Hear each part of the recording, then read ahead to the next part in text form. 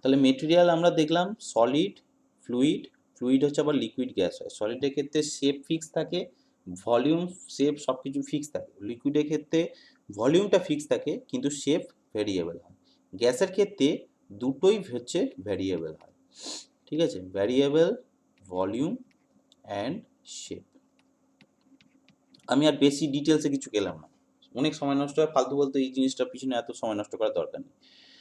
তো এবার বেসিক যে ফ্লুইডের যে প্রপার্টিগুলো আছে সেগুলো নিয়ে আমরা এবার আলোচনা করব। ফার্স্ট যে প্রপার্টিটা আছে ফ্লুইডের ক্ষেত্রে সেটা হচ্ছে আমাদের ডেনসিটি, ঠিক আছে। এই যে ডেনসিটিটা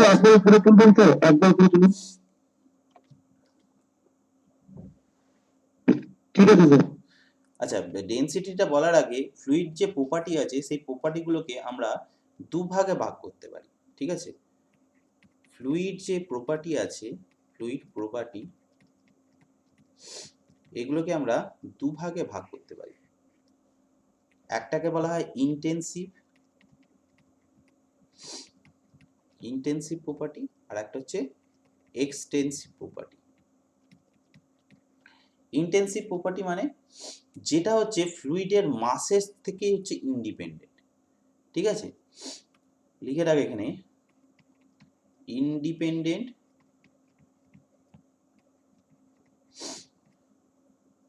অফ দ্য মাস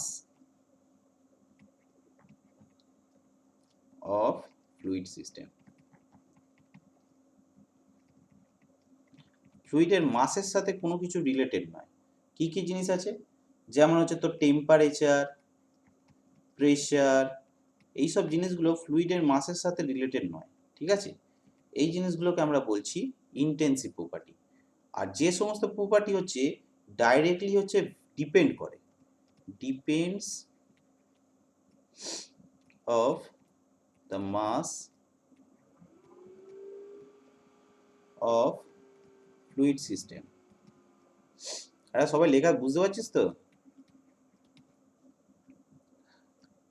হ্যাঁ স্যার, যেমন হচ্ছে তোর ভলিউম, ডেনসিটি, ঠিক আছে, এইগুলো হচ্ছে তোর আমাদের এক্সটেন্সিভ প্রপার্টি। এবার আমরা এখানে আপনি রেকর্ড করছেন? হ্যাঁ রেকর্ড করছেন? হ্যাঁ হ্যাঁ রেকর্ড করছি। এবার দেখ কয়েকটা প্রপার্টি আমাদের একটু জেনে রাখতে হবে। ফার্স্ট যেটা আসছে সেটা হচ্ছে মাস ডেনসিটি। মাস ডেনসিটি এটাকে অনেক সময় বলা হয় স্পেসিফিক মাস। স্পেসিফিক মাস, মাস ডেনসিটি আর কিছুই নয়, আমাদের যে নর্মাল ডেনসিটি তাকেই বলা হয় মাস ডেনসিটি। এটাকে আমরা রো দিয়ে ডিনোট করি, তাই তো। তাহলে রো ইজ ইকুয়াল টু হচ্ছে মাস বাই ভলিউম, তাই তো। এটা আমরা সবাই জানি। এর ইউনিটও আমরা সবাই জানি।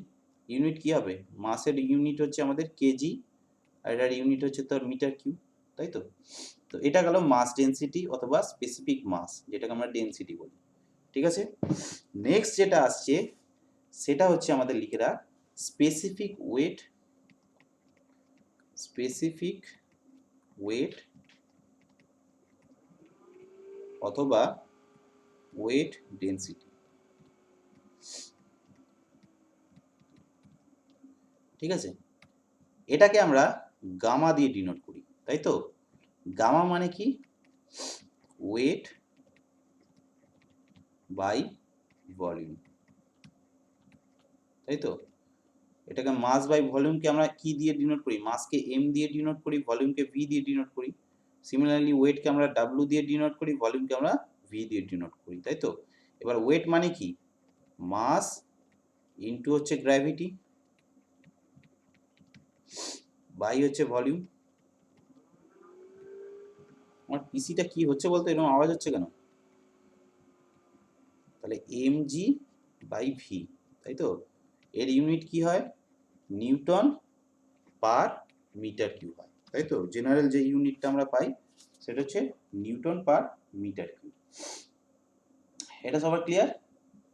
একটা ওয়েট, জলের যে ওয়েট ডেনসিটি সেটা কত হয় এটা অনেক সময় কোশ্চেনে আসে, ঠিক আছে। সুতরাং এটা আমরা একটু লিখে রাখবো যে যে এখানে একটা লিখে রাখ যা শুধু যে ওয়েট ডেনসিটি যেটা হচ্ছে তোর gamma of water is equal to লিখে রাখ 9.81 ইন্টু 1000, এটা হচ্ছে নিউটন পার মিটার কিউব। অর্থাৎ এটাকে আমি যদি ঠিক করে লিখি 981 নিউটন পার মিটার কিউব, এটা হচ্ছে এসআই ইউনিট। ঠিক আছে, সি ইউনিট হলে তখন ডাইন হয়ে যেত। ঠিক আছে, তো এটা হলো স্পেসিফিক ওয়েট। নেক্সট যেটা লেখ সেটা হচ্ছে আমাদের নেক্সট যেটা আছে সেটা হচ্ছে আমাদের লেখ স্পেসিফিক ভলিউম।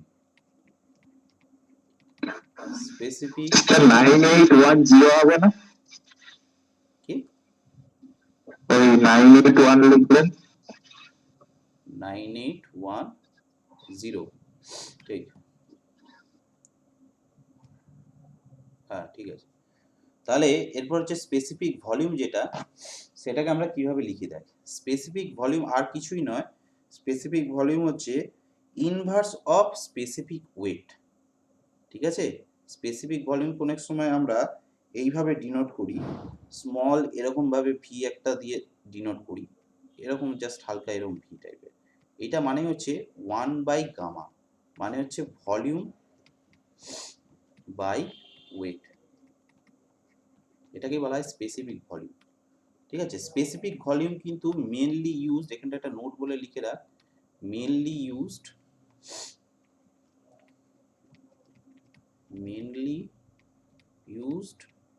In gas. ঠিক আছে, গ্যাসের কোনো কিছু টার্ম ফার্ম করতে গেলে এই স্পেসিফিক ভলিউম টার্মটা আসে। ঠিক আছে, কিন্তু আমরা যেহেতু তোর লিকুইড নিয়ে পড়বো, আমাদের ফ্লুইডের ক্ষেত্রে মেইনলি আমাদের যেটা দরকার সেটা হচ্ছে আমাদের লিকুইড। ঠিক আছে, সুতরাং হচ্ছে এখানে স্পেসিফিক ভলিউমে অতটা দরকার নেই। তারপর হচ্ছে আমাদের লেখ specific gravity. Specific gravity, specific গ্র্যাভিটিকে আমরা কি দিয়ে ডিনোট করি রে? জি দিয়ে, তাই তো? তো স্পেসিফিক গ্র্যাভিটি জি দিয়ে অনেক সময় ইউজ করি, অথবা এস দিয়ে অনেক সময় ইউজ করি, তাই তো? এখানে আমরা এস দিয়ে ইউনিট করব, এস দিয়ে করার সুবিধা। এস ইকুয়াল টু আমরা কি জানি, যে কোনো মেটেরিয়ালের হচ্ছে তো ডেনসিটি উইথ রেসপেক্ট টু ওয়াটারের ডেনসিটি, তাই তো? এটাই আমরা জানি স্পেসিফিক ভলিউম বা specific weight of individual material by তার হচ্ছে তো স্পেসিফিক ওয়েট অফ ওয়াটার। ঠিক আছে, এটাকে বলা হয় স্পেসিফিক গ্র্যাভিটি। এটা কি ইউনিটলেস, এটা হচ্ছে ইউনিটলেস।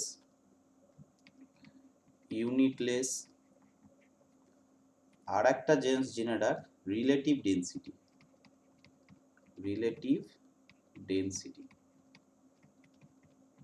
রিলেটিভ ডেনসিটিকে আমরা আর ডি দিয়ে ডিনোট করি।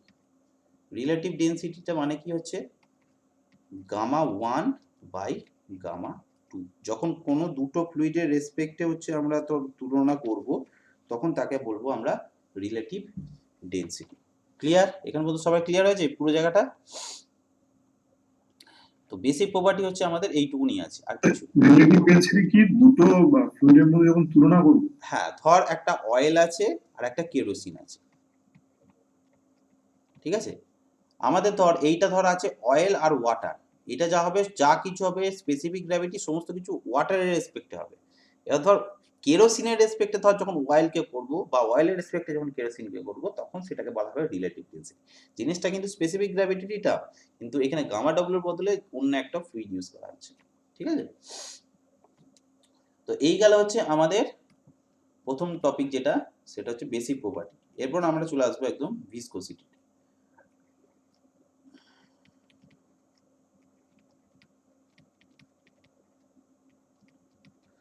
ভিসকোসিটি সম্পর্কে সবারই মোটামুটি একটা আইডিয়া আছে। সবার আইডিয়া আছে তো রে? না এমন কেউ আছে যার কোনো আইডিয়া নেই? হুম, এমন কেউ আছিস?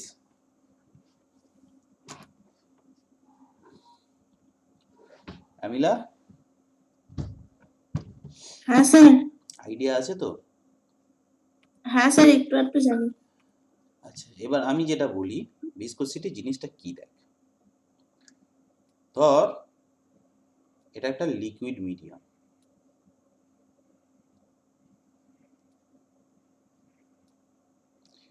যে কোনো মিডিয়ামে যখন কোনো একটা চাপ দেয়া হয়, ধর এইখানটা আমি একটা ফোর্স দিলাম এই লেয়ারটার উপর, এই লেয়ারটা যে লিকুইডটা আছে এই লেয়ারটার উপর ফোর্স দিলাম, তো এই লেয়ারটা চাপ দেওয়ার ফলে এই লেয়ারটা এখানে মুভ করতে শুরু করবে লিকুইডে।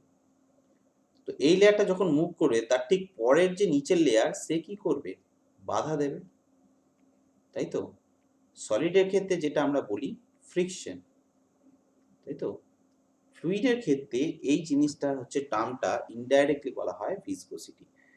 কি জিনিসটা হয়, যে কোনো ফ্লুইডের হচ্ছে যদি কোনো ফ্লুইড যদি ডিফর্মেশন হতে চায়, তো ডিফর্মেশনের হওয়ার জন্য তার এগেনস্টে যে রেজিস্ট্যান্স পাওয়ারটা কাজ করে তাকেই তার ভিসকোসিটি বলে।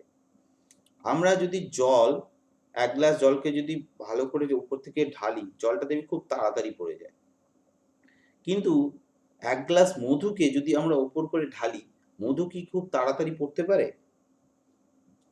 কিরে, মধু নিশ্চয়ই তাড়াতাড়ি পড়বে না না। স্যার।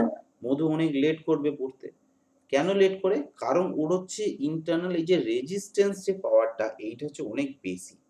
মানে এই যে ফ্লুইডের মধ্যে একে অপরের যে মধ্যে যে ফ্রিকশনাল যে বন্ডটা এটা অনেক বেশি, ঠিক আছে। সুতরাং ওটাকে বাই গ্র্যাভিটি আমি নিচের দিকে নামাতে চাইলেও এরা কিন্তু অনেক বেশি বাধা দেয়, সেই জন্যই জিনিসটা তাড়াতাড়ি নিচে মুভ করতে পারে না, ঠিক আছে। এইটা হচ্ছে একদম ভিসকোসিটির বেসিক জিনিস, ঠিক আছে। শুধু একটা ডেফিনেশন জাস্ট তুই লিখে রাখ, আমি বলে যাচ্ছি তোরা লিখে নে। Viscosity is defined as the property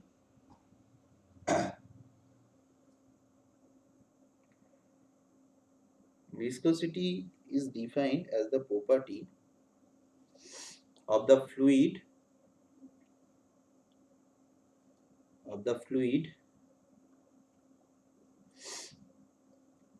which offers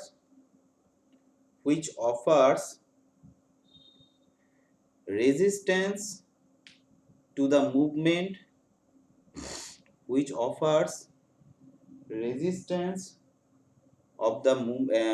to the movement of one layer of fluid over another adjacent layer of the fluid, ঠিক আছে। তাহলে ভিসকোসিটি মানেটা হচ্ছে যে একটা রেজিস্ট্যান্স পাওয়ার যার থেকে হচ্ছে একটা লেয়ার আর একটা লেয়ারকে রেজিস্ট্যান্স দেয়। এবার দেখ, আমার ধর এটা একটা দেওয়াল আছে, আমার এর উপর দিয়ে ধর জল ফ্লো হচ্ছে, ঠিক আছে। সাপোজ এই জলটা এর উপর দিয়ে ফ্লো হচ্ছে। এবার ভিসকোসিটি প্রপার্টিটা কিরকম ভাবে কাজ করে দেখ, এই যে দেওয়ালের সাথে যে ফ্লুইড পার্টিকেলটা আছে, এই দেওয়ালে টু দেওয়াল এই ফ্লুইড পার্টিকেলটা যখন মুভ করতে চাইবে এই দেওয়ালটা অনেক বেশি রেজিস্ট্যান্স দেবে, তাই তো। এই যে ফ্লুইড পার্টিকেল, এটা আমি এটা অন্য কালিতে করি, এই ফ্লুইড পার্টিকেলটা এরা যেভাবে মুভ করবে এ সেইভাবে করতে পারবে না, কারণ এ একে অনেকটা বাধা দেবে, তো এ অনেকটা আটকে থাকবে। এর ঠিক ওপরের লেয়ারটা এর থেকে তুলনামূলক কম আটকে থাকবে, সুতরাং এ একটু বেশি এগিয়ে যাবে। তার উপরেরটা ঠিক আরেকটু কম দেবে, এ আরেকটু এগিয়ে যাবে। এ আরেকটু কম দেবে, এ আরেকটু এগিয়ে যাবে। এ আরেকটু কম দেবে, এ আরো বেশি এগিয়ে যাবে। এর আর একটা প্রপার্টি আছে, সেটা আমি পরে বলছি, আগে এই জিনিসটা বুঝি। এই জিনিসটা সবাই বুঝতে পেরেছিস তো, যে কোন লেয়ারের জলটা কত দিক যেতে পারবে সেটা হচ্ছে আমরা এইভাবে বুঝতে পারি। তো এইটাকে যদি আমি একটা ডায়াগ্রামের থ্রু দিয়ে দেখাই, অ্যাকচুয়ালি যে ডায়াগ্রামটা হচ্ছে সেটা হচ্ছে এরকম টাইপের, তাই তো। আমি যদি এইদিকে ধর ভেলোসিটি ধরি, এইদিকে যদি ভেলোসিটির ইউনিট ডিনোট করি, আর এইদিকে ধর ডেপথের ইউনিট ডিনোট করি, তো একটা সার্টেন ভেলোসিটিতে ধর এখানে হচ্ছে আমার ভেলোসিটি হচ্ছে তোর ইউ আছে, ঠিক আছে। তাহলে এইটা হচ্ছে ধর আমার D Y distance, D Y এতে ধর ভেলোসিটিটা বেড়ে হলো তোর ইউ প্লাস ডেল ইউ, ঠিক আছে। তাহলে এই ক্ষেত্রে আমরা এটা কি পাচ্ছি, এই ক্ষেত্রে আমাদের ভেলোসিটি যে গ্রেডিয়েন্ট সেটার ক্ষেত্রে আমরা জানি যে shear resistance is proportional to velocity gradient. যার ক্ষেত্রে যত ভেলোসিটি গ্রেডিয়েন্ট যত বেশি হবে তার শিয়ার স্ট্রেংথ তত বেশি হবে, মানে অল্প ডিস্টেন্সে কার কত হচ্ছে তোর যাচ্ছে মুভ করছে সেটা হচ্ছে তার সাথে প্রপোর্শনাল। এবার এই প্রপোর্শনালটাকে তোলার জন্য শিয়ার স্ট্রেস ইকুয়ালস টু একটা আমরা ইউনিট ইউজ করি, কনস্ট্যান্ট ইউজ করি, ডেল ইউ ডেল ওয়াই। এই যে কনস্ট্যান্টটা, এই কনস্ট্যান্টটাকে আমরা নাম দিয়েছি ডাইনামিক ভিসকোসিটি। ডাইনামিক ভিসকোসিটি, ঠিক আছে? তাহলে ডাইনামিক ভিসকোসিটি অ্যাকচুয়ালি যে টার্ম, এই ডাইনামিক ভিসকোসিটিটাকেই জেনারেলি আমরা ভিসকোসিটি বলি, ঠিক আছে? তাহলে আমরা বুঝতে পারি যে del u by del y, অর্থাৎ কি ইউনিট ভেলোসিটি গ্রেডিয়েন্টের জন্য যতটা শিয়ার স্ট্রেস লাগছে সেটাকেই হচ্ছে আমরা তার ডাইনামিক ভিসকোসিটি বা নর্মাল ভিসকোসিটি বলতে পারি, ঠিক আছে? এবার এইটা হয়ে গেল। এবার ভিসকোসিটির আমাদের ইউনিট কি আছে সেটা আমরা দেখি। ইউনিটটা অনেক সময় কোশ্চেনে আসে, ইউনিট। তো দেখ এখানে ভিসকোসিটির মধ্যে কি কি জিনিস পাচ্ছিস, দেখ মিউ এর মধ্যে কি কি পাচ্ছিস, শিয়ার স্ট্রেস পাচ্ছি, এখানে ভেলোসিটি পাচ্ছি, আর এখানে ডেপথ পাচ্ছি, তাই তো? এবার শিয়ার স্ট্রেস মানে কি, ফোর্স বাই এরিয়া, তাই তো? আবার ফোর্স মানে কি বল, তাহলে এটাকে আমরা লিখতে পারি, ফোর্সকে আমরা এফ দিয়ে ডিনোট করছি। ফোর্স বাই এরিয়া মানে কি, লেন্থের স্কোয়ার, তাই তো? ভেলোসিটি মানে কি, ভেলোসিটি মানে কি লেন্থ বাই টাইম, তো রে, তাই তো রে, লেন্থ বাই টাইম। হ্যাঁ স্যার। আবার ডেপথে আছে লেন্থ, তাহলে এই লেন্থটা কেটে গেল, ফাইনালি আসছে দেখ force into time by length তার স্কোয়ার, ঠিক আছে? তাহলে এইটার যদি আমরা সিজিএস ইউনিট লিখি, সিজিএস ইউনিট লিখি, মনে রাখবি dyne second per cm square, এটাকেই বলা হয় এক স্ট্রোক, এই সরি এক পয়েস, এটাকেই বলা হয় এক পয়েস। এটা কিন্তু অবজেক্টিভে দেয় এক পয়েস সমান কত, ঠিক আছে? আর এসআই ইউনিট যেটা সেটাকে লিখে রাখ newton second per metre square, এটাকে বলা হয় তোর পাস্কাল সেকেন্ড, ঠিক আছে? Pascal second. এই গেল হচ্ছে আমাদের এক পয়েন্ট যেটা লিখেছেন, সেটা কি দিয়ে জন্য ওটা আছে, স্টার না কি, ওটা বুঝতে পারছি না। স্টারটা দিয়েছি, এটা ইম্পর্টেন্ট বলে, ঠিক আছে? স্টারটা দিয়েছিলাম ইম্পর্টেন্ট। তো এই গেল হচ্ছে আমাদের পুরোপুরি ডাইনামিক ভিসকোসিটি। এবার আরেকটা টার্ম বললাম যে ভিসকোসিটি হচ্ছে জেনারেলি দু ভাগে ভাগ হয়, একটা হচ্ছে ডাইনামিক আর একটা হচ্ছে আমাদের কাইনেমেটিক। তাহলে কাইনেমেটিক ভিসকোসিটি কি জিনিস দেখা যায়, কাইনেমেটিক ভিসকোসিটি,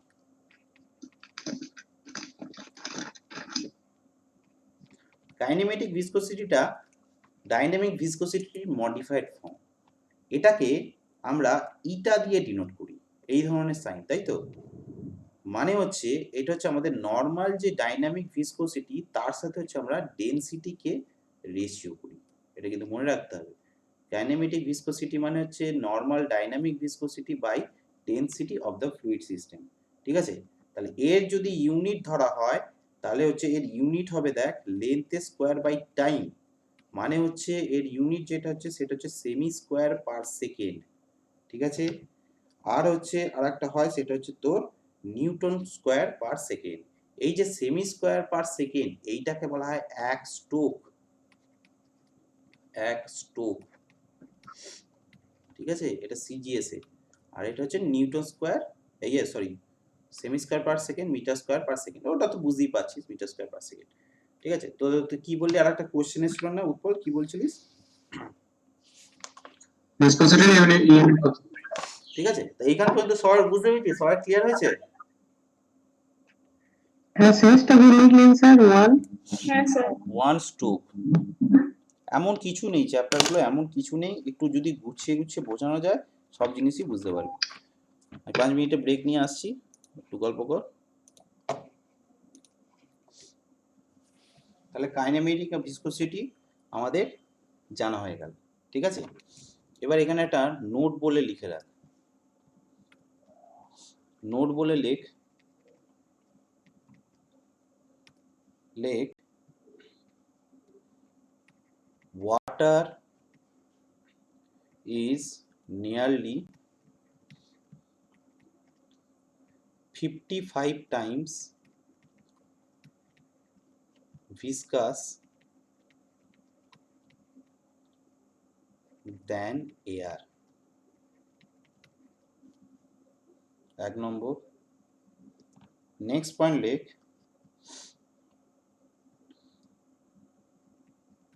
কাইনেমেটিক ভিসকোসিটি। এই যে ভিসকাস বলছি এটা হচ্ছে ডাইনামিক, কিন্তু ঠিক আছে, দুটোর মধ্যে আবার গন্ডগোল করে ফেলিস না। ভিসকাস যখনই বলবে, ভিসকোসিটি যখনই বলবে, তখন মনে রাখবি ডাইনামিক বলছে। কাইনেমেটিক হলে তোকে উল্লেখ করে দেবে। Kinematic viscosity of air is about 15 times of water। ঠিক আছে, তো এটা গেল হচ্ছে আমাদের ভিসকোসিটি জিনিস। ঠিক আছে, এবার আমরা লিখব নেক্সট পয়েন্ট যেটা করব সেটা হচ্ছে কি বিষয়টা হলো তাহলে? বিষয়টা মানে হচ্ছে আমার জল হচ্ছে এয়ারের থেকে 55 গুণ বেশি ভিসকাস। এয়ার যত তাড়াতাড়ি ফ্লো হতে পারে, ওয়াটার কি তত তাড়াতাড়ি ফ্লো হয়? হয় না তো। এয়ার দেখবি খুব তাড়াতাড়ি মুভ করে, কিন্তু ওয়াটার এয়ারের তুলনা করতে পারে না। তো কত গুণ? 55 গুণ বেশি এয়ার তাড়াতাড়ি মুভ করে। আর কাইনেমেটিক ভিসকোসিটি এয়ারের ক্ষেত্রে সে হচ্ছে 15 গুণ বেশি জলের থেকে। ঠিক আছে, কেন বেশি? তো এইটা প্রশ্ন হতে পারে যে ডাইনামিক ভিসকোসিটি তো একই, তাহলে ডাইনামিক ভিসকোসিটিটা প্রথম, কিন্তু ডেনসিটিটা অনেকটা ভ্যারি করে যায়। জলের যা ডেনসিটি হয়, এয়ারের তো ডেনসিটি অনেক কম, সেই জন্যই জিনিসটা এত চেঞ্জেস হয়ে যায়। ঠিক আছে, এবার লেখ variation of temperature. Variation of, এটা ভিসকোসিটির মধ্যেই কিন্তু চলছে। ঠিক আছে,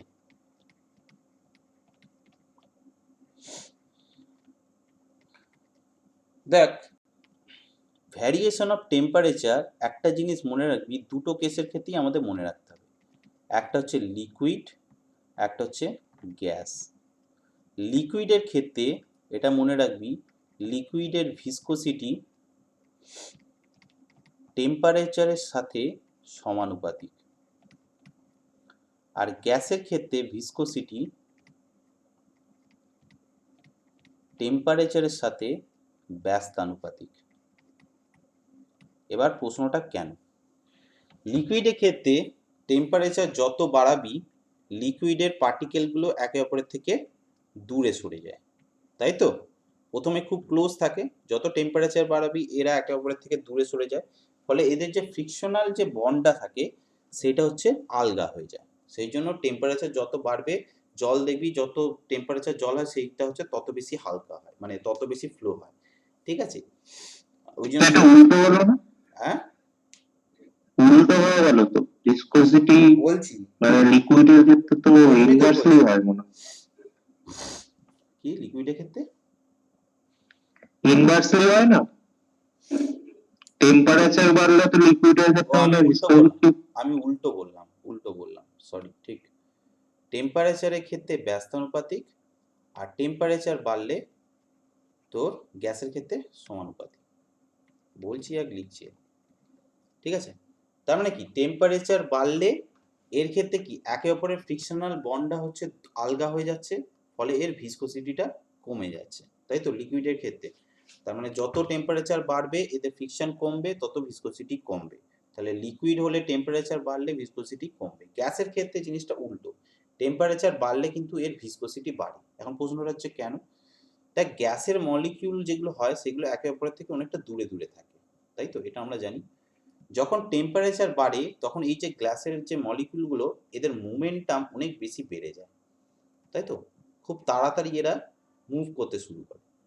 এবার এই মোমেন্টাম বাড়ার ফলে একে অপরের সাথে এদের ধাক্কা বা ফ্রিকশন বা হচ্ছে ফোর্স যেটা হয় সেটা অনেক বেশি বেড়ে যায়। গ্যাসের মধ্যে একটা মলিকুলের সাথে আটটা মলিকুলের যখন ফ্রিকশন বা এই ধাক্কাধাক্কিটা যত বাড়বে এর ক্ষেত্রে ফ্রিকশন ফোর্সটা অনেক বেশি বেড়ে যায়, ঠিক আছে? সেই জন্য এর ভিসকোসিটিটা অটোমেটিক্যালি বেড়ে যায়। এর একটা নির্দিষ্ট ফর্মুলা আছে, আমাদের ফর্মুলা জানার কোনো দরকার নেই, শুধু এই প্রশ্নটাই পরীক্ষায় আসে লিকুইডের ক্ষেত্রে ভিসকোসিটি টেম্পারেচারের সাথে কীরকম, গ্যাসের সাথে কীরকম, ঠিক আছে? শুধু এটুকুনি জেনে রাখ, আর কিছু জানার দরকার নেই। এরপর আমরা যেটা আসবো সেটা হচ্ছে তোর বিভিন্ন টাইপের ফ্লুইড। কি টাইপের ফ্লুইড, ঠিক আছে? এখানে হচ্ছে লেখ নিউটোনিয়ান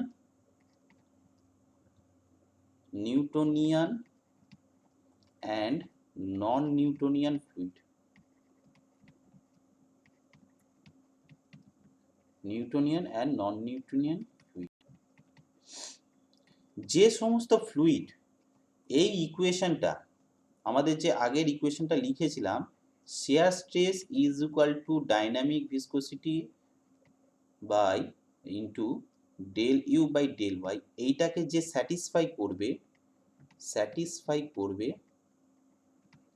তাকে বলবো আমরা নিউটোনিয়ান ফ্লুইড।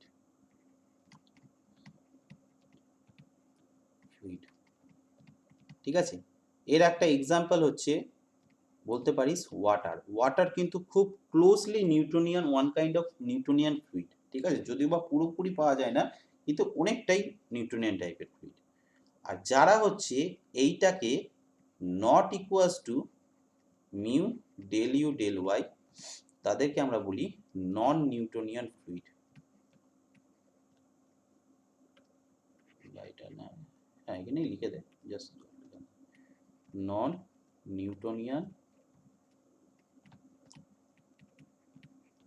এর মধ্যে কিন্তু অনেক জটিল, অনেক গভীর ব্যাপার আছে, ঠিক আছে?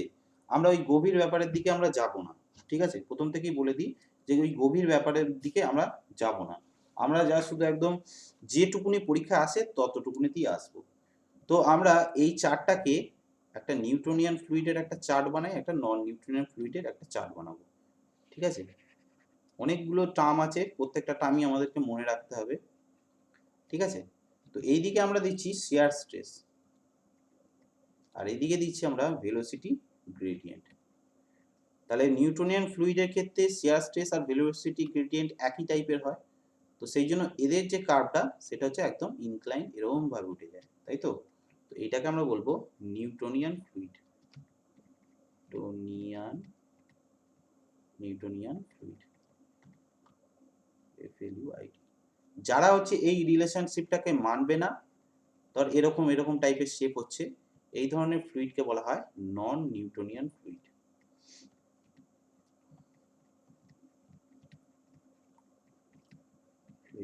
ঠিক আছে? এরপর হচ্ছে যে ভেলোসিটি, যে প্রোফাইলটা, যারা হচ্ছে এই ভেলোসিটির সাথে একদম এই লাইন বরাবর থাকে, ঠিক আছে? অর্থাৎ কি, যাদের হচ্ছে কোনো shear স্ট্রেস কাজই করে না, কোনোভাবে একটুখানি কোনো ফোর্স দিলে জিনিসটা অটোমেটিক্যালি মুভ করতে শুরু করে, যাদের কোনো shear স্ট্রেস থাকেই না, ফ্রিকশন কোনো থাকেই না, তাই সেই সমস্ত ফ্লুইডকে বলবো আইডিয়াল ফ্লুইড। আর যাদের ক্ষেত্রে রেজিস্ট্যান্স প্রচুর বেশি, মুভমেন্ট কিছুই হয় না, তাদেরকে বলবো আইডিয়াল সলিড, ঠিক আছে? এই আইডিয়াল ফ্লুইড আর আইডিয়াল সলিড কিন্তু বাস্তবে এক্সিস্ট করে না, ঠিক আছে? এছাড়া আরেকটা ফ্লুইড হয় যেটা হচ্ছে তোর এই সার্টেন ডেপথ পর্যন্ত হচ্ছে সে স্ট্রেস নেবে, কোনো মুভমেন্ট করবে না, কিন্তু তারপরে গেলেই সেটা মুভমেন্ট করতে শুরু করবে। তো সেই ধরনের কার্ভকে বলা হয়, একে বলা হয় আইডিয়াল প্লাস্টিক ফ্লুইড, বা আইডিয়াল না, শুধু প্লাস্টিক ফ্লুইড, কারণ এর মধ্যে অনেক কিছুই আছে, প্লাস্টিক ফ্লুইড, ঠিক আছে? Ideal solid, ideal plastic fluid, non Newtonian, Newtonian, ideal fluid. এটা আগে সবাই বুঝতে পেরেছিস নাকি বল? সবাই ক্লিয়ার?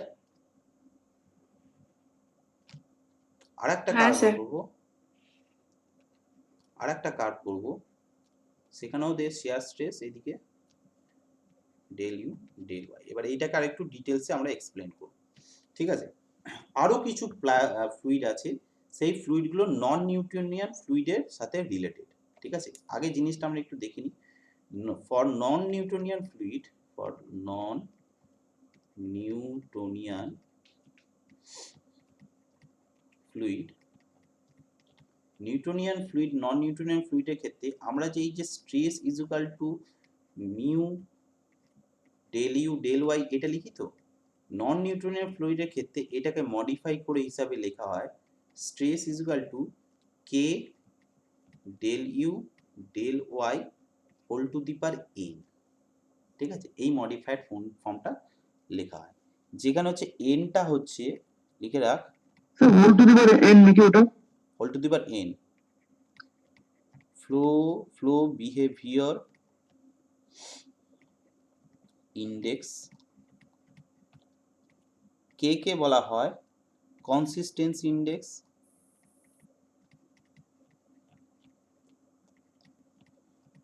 কোনটা কি কেন কোথা থেকে আসলো এই সব জিনিস জানার কোনো দরকার নেই। ঠিক আছে, এবার দেখ এখানে কয়েকটা পয়েন্ট লিখবো।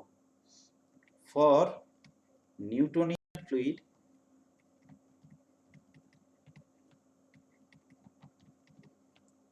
এই যে এন এর ভ্যালুটা 1 হয় আর কে এর ভ্যালুটাকে আমরা মিউ ধরি, সেই জন্যই নিউটনিয়ান ফ্লুইডের ক্ষেত্রে tau is equal to mu del u del y হয়। ঠিক আছে, এবার বিভিন্ন ধরনের হচ্ছে আমাদের ইকুয়েশন আছে।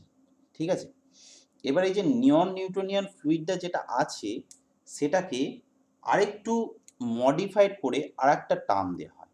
ঠিক আছে, যেমন এই যে tau is equal to K del u del y whole to the power n আছে, এটাকে আমরা একটু মডিফাই করে K del u del y whole to the power n minus one into del u del y এইভাবে লিখি। এই যে পুরো ফর্মটা এটাকে একটা ইউনিট হিসাবে আমাদের ধরা হয়। ঠিক আছে, যেটাকে বলা হয় এটা সাইনটার মানেটা কি রে আমার জানা নেই, সাইনটার মানেটা ভুলে গেছি আমি। এই ইটা যাই হোক, ইটা দেখ ডাইনামিক ভিসকোসিটির মতনই ফর্মুলাটা করা হলো। এই যে এইটাকে বলা হচ্ছে, এই যে পুরো ইকুয়েশনটা পেলাম, এই ইটাটাকে বলা হচ্ছে মনে রাখবি অ্যাপারেন্ট ভিসকোসিটি। অ্যাপারেন্ট ভিসকোসিটি এগুলো তোদের বইতে নেই, আমি এগুলো তাও পড়িয়ে রাখছি, কোনোদিনও যদি বাই চান্স কোশ্চেন আসে তখন কিন্তু তোরা এগুলো করতে পারবি। ঠিক আছে, ঠিক আছে, তাহলে এই যে ভিসকোসিটিটা আর ডাইনামিক যে ভিসকোসিটিটা আমরা পেয়েছি দুটোর মধ্যে কি তফাৎ আছে? ডাইনামিক ভিসকোসিটিটা কিন্তু জেনারেলি কনস্ট্যান্ট থাকে টেম্পারেচার বাদ দিয়ে, যে কোনো ফ্লুইডের ক্ষেত্রে ডাইনামিক ভিসকোসিটি হচ্ছে কনস্ট্যান্ট থাকে, কিন্তু এই যে অ্যাপারেন্ট ভিসকোসিটিটা সেটা কিন্তু প্রত্যেকটা শেয়ার রেটের উপর ডিপেন্ড করে, কোথায় কোন পজিশনে আছে তার উপর হচ্ছে ডিপেন্ড করে। ঠিক আছে, তো দেখ এবার আমরা যে কার্ভটা করব সেক্ষেত্রে বিভিন্ন টাইপের হচ্ছে তোর আমার ফ্লুইড পাওয়া যায়। আগে লিখিয়ে দিই, লাস্টে কি বললেন একবার বলুন। এখানে লিখে নে, নোট করে লিখে রাখ। লেখ dynamic viscosity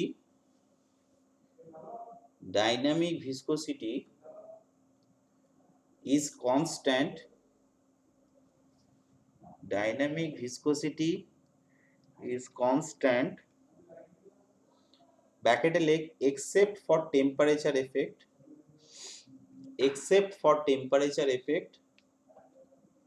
bracket close, while apparent viscosity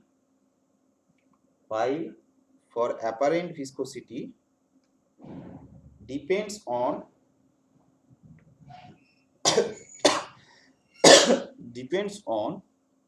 the shear rate। ঠিক আছে, এবার কয়েকটা টার্ম হচ্ছে আমরা এখানে মনে রাখবো, এই টার্মগুলো অনেক সময় পরীক্ষায় দেয়। ঠিক আছে, তো এই টার্মগুলো আমরা কিছু মনে রাখবো। কয়েকটা টার্ম আছে, প্রথমে লেখ পেসিউডোপ্লাস্টিক বা সিউডোপ্লাস্টিক, পেসিউডো বলা ভুল হবে, এটাকে বলে সিউডোপ্লাস্টিক। দ্বিতীয় নম্বরে লেখ ডাইলাট্যান্ট। তৃতীয় নম্বরে লেখ বিংহাম প্লাস্টিক,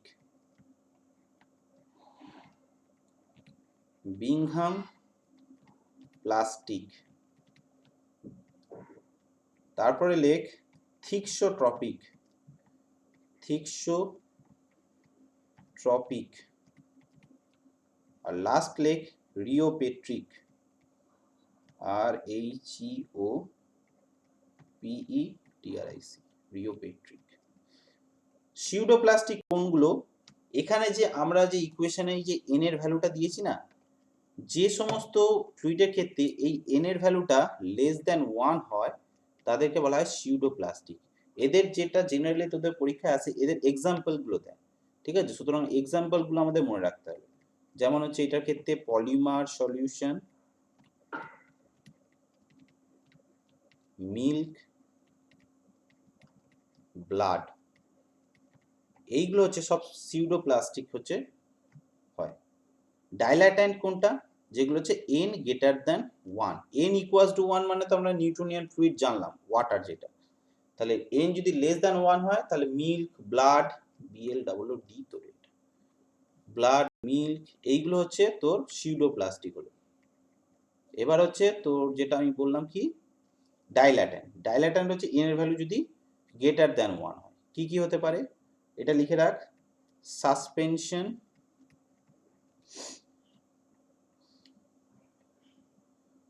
সাসপেনশন লেখার দরকার নেই, এটা লেখ স্টার্চ, কোষ যেগুলো সেলের মধ্যে যে স্টার্চ গুলো থাকে, সুগার,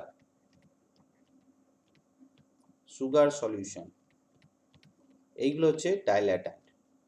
বিংহাম প্লাস্টিক হচ্ছে আমাদের এর যে ইকুয়েশনটা হয় সেটা হচ্ছে টাউ ওয়াই, আমি সব বোঝাবো ছবিতে, আমি সব বোঝাবো, জাস্ট আগে লিখে টানে, del u del y. Bingham প্লাস্টিকের এক্সাম্পল হচ্ছে ক্লে, তারপরে হচ্ছে টুথব্রাশ, বা টুথব্রাশ নয় toothpaste, toothpaste, creams.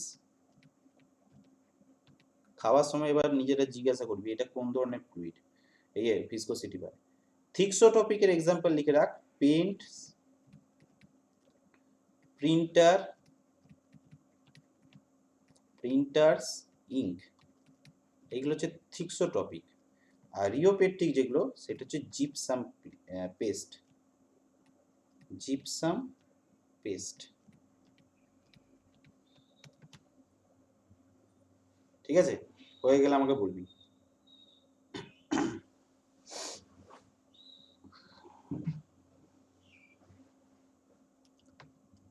Sir thixotropic আর রিওপেট্রিকের ক্ষেত্রে ইকুয়েশনটা কি হবে?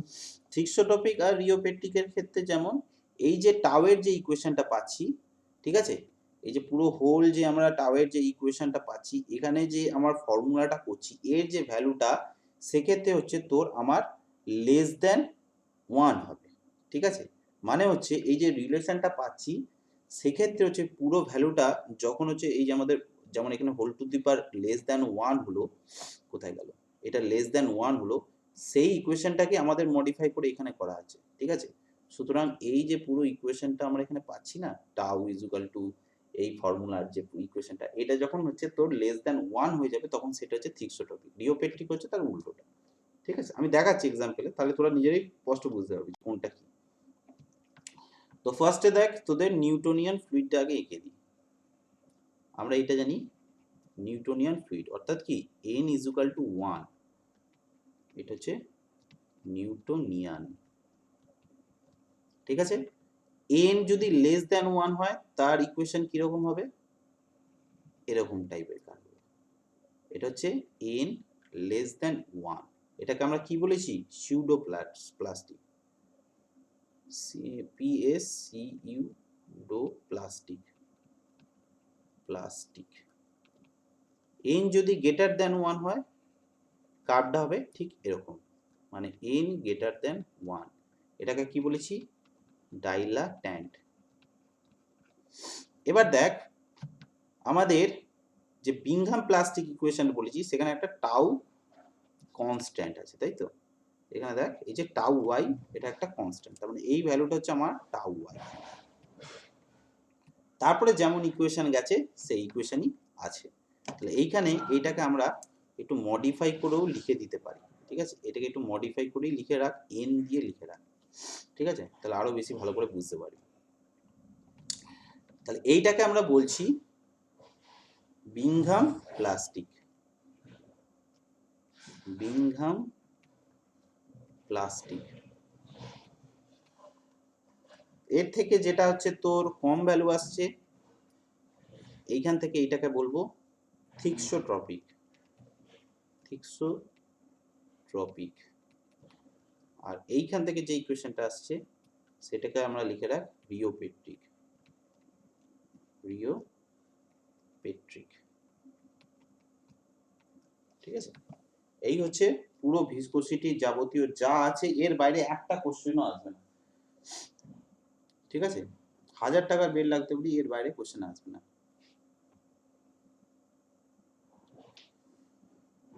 হয়ে গেল? স্যার এখান থেকে কতগুলো কোশ্চেন পাবো মোটামুটি? প্রচুর কোশ্চেন পাবি। গুপ্তার কোশ্চেনটা খোল, বইটা খোল, প্রথম দিকের অনেকগুলো কোশ্চেনই তোরা এখান থেকেই পেয়ে যাবে। ঠিক আছে, বাড়িতে প্র্যাকটিস করবি। নেক্সট দিন হচ্ছে আমি বাকিটা পড়িয়ে দেবো।